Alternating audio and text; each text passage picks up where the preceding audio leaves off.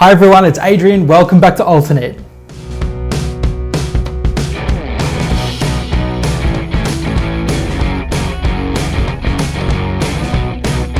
Now, I feel like I haven't done a video in months and months, but in reality, it's only been a few weeks. If you guys haven't checked out my last video where I interviewed Rainer from the Shy Lion, check that one out.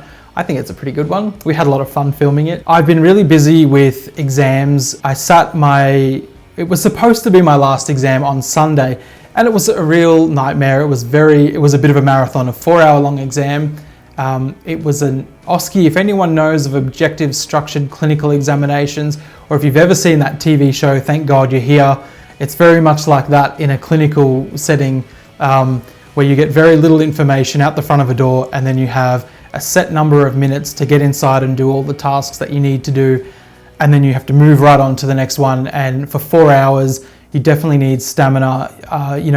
You start off the morning feeling incredibly nervous, like you're going to throw up or pass out.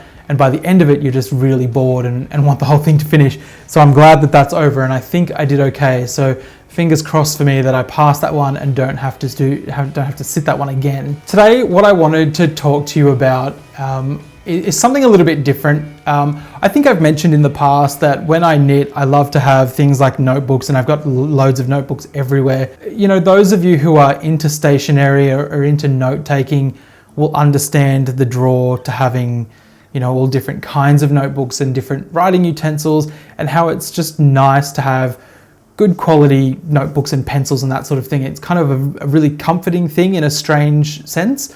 And that's probably why I've got, you know, about 20 of them scattered about the house with all different projects or parts of projects in this book and parts of projects in that book. I mean, for someone who has a lot of notebooks, it's not terribly organized, but I do like to have something just to mark down the rows and write little notes about how I've changed patterns. And I love looking at different websites and having a look at the notebooks that they've got specific to knitting, as well as, you know, the brands like Calipino and Field Notes that I love. And, it kind of got me thinking that I do like to go to different websites and check out the knitting notions and accessories more than I like to check out the yarns. Don't get me wrong, I love, you know, window shopping or web shopping yarns.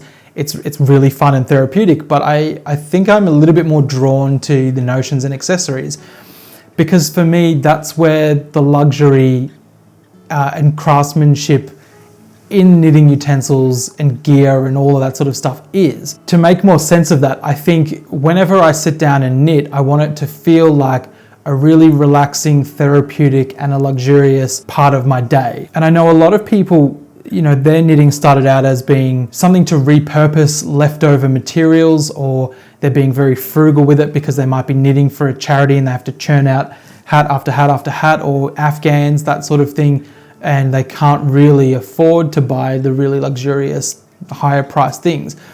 I don't look at that as being any less in the craft, so I don't look down. You guys know I don't look down on acrylic yarns. I think that they're great and they can be used for a lot of different things.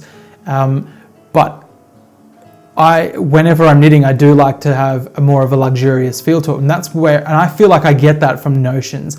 So some people might think it's ridiculous to spend $25 on a pair of shears, little knitting scissors or something like that. But to me, I think it's worth every cent. If, you know, just snipping the ends of your yarn, you know, you look at those shears and you think, geez, these are nice, really nice sort of set of shears.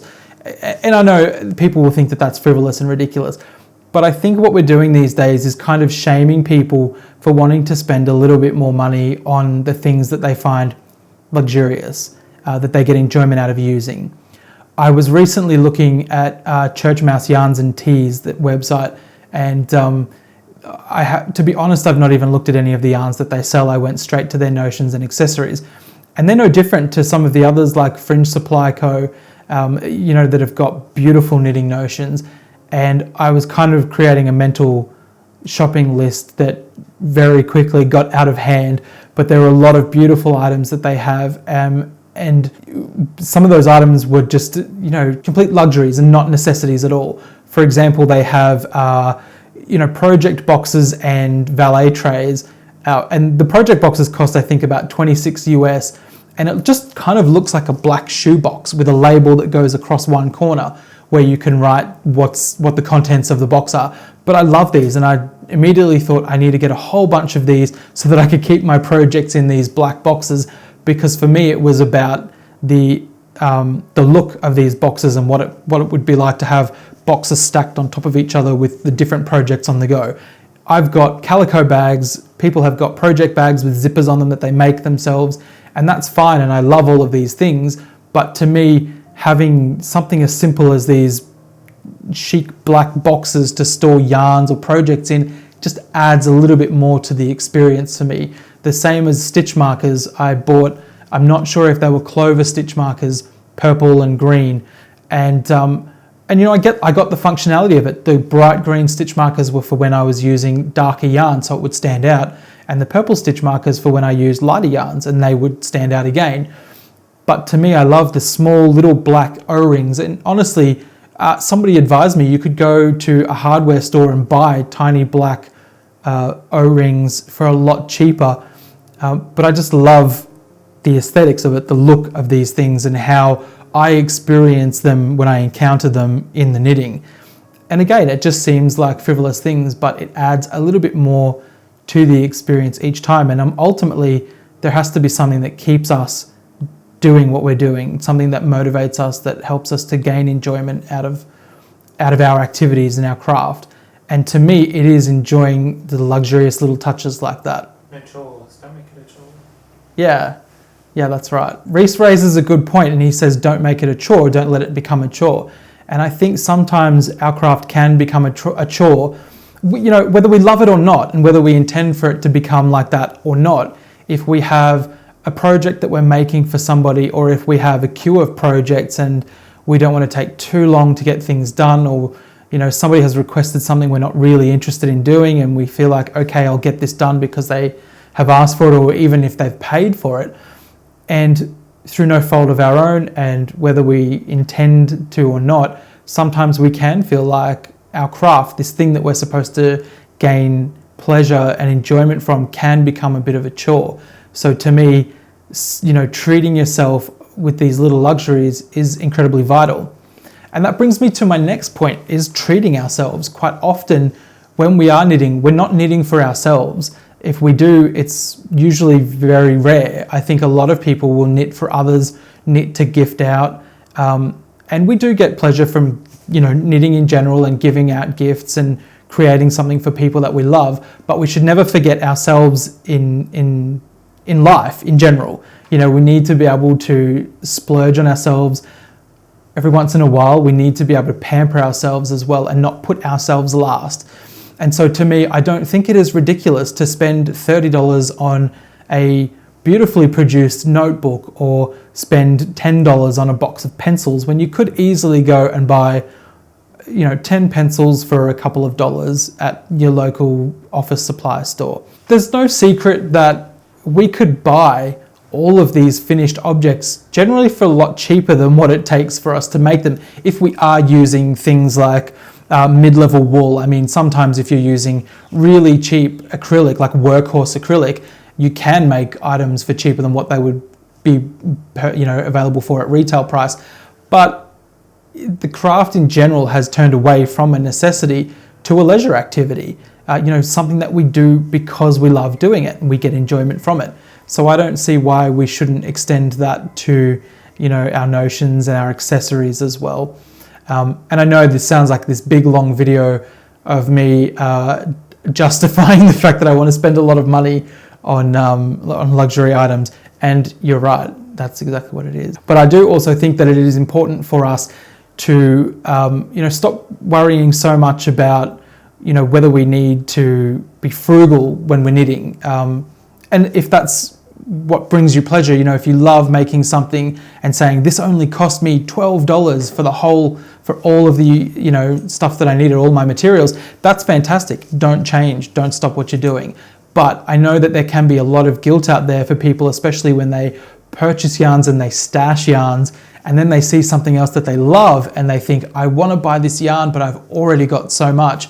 Girl, just buy that yarn, get it for yourself, feel happy that you have it and that you've splurged on yourself and you put it in that stash and you might not use it for another couple of years, but that doesn't matter, you'll get to it. Look after yourself, make sure that you do treat yourself occasionally, and if you have the means to, a little bit more than occasionally, and don't feel bad about it. You know, you don't have to answer to anyone but yourself. Everybody is different, you know, in what their preferences are, and some people will only want to work with natural fibers, and that's fine. They might not necessarily hate acrylic or hate cheap yarns, but it's just that's not what they're here for, and that's fine. I would say don't judge other people for their preferences. It's their money. If they want to spend a lot of their money on their craft because it makes them happy, then hey, to each their own. If you want to spend as little as possible because you kind of get something from being frugal, that's great as well. You know, I think we need to celebrate everyone in the craft because it's so diverse, and that's what's good about it, right? You know, we're not all using white wool and knitting stockinette or garter stitch scarves. It's all about the diversity and the things that we can create and how we express ourselves through it. So I think if we just keep in mind to celebrate the diversity and celebrate that some people will, you know, some people buy cars every few years, some people will spend $80 on a bottle of wine, and some people will want to spend a few $100s on buying yarn and stitch markers, and that's cool too. I'm still working on the Redford for Reese. You know, this is still a mainly stockinette, mainly black project, and I'm still not sick of it. And I think it's because I am using this yarn that just amazes me every time I pick it up. It's a beautiful yarn, Brooklyn Tweed Loft, totally different to anything I've used before.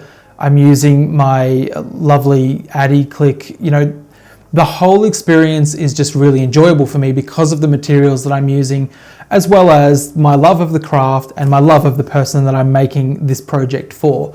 So, you know, I just wanted to share my thoughts on that with you guys, and that's it. That's all I've got for today. But stay tuned. If you haven't subscribed, please do so.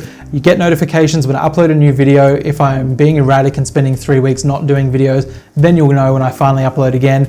So next week, I don't know. I think you guys know that this schedule has gotten pretty messed up. I think we will have a TMI, so stay tuned for that, and I'll see you then. Stay cool. Bye.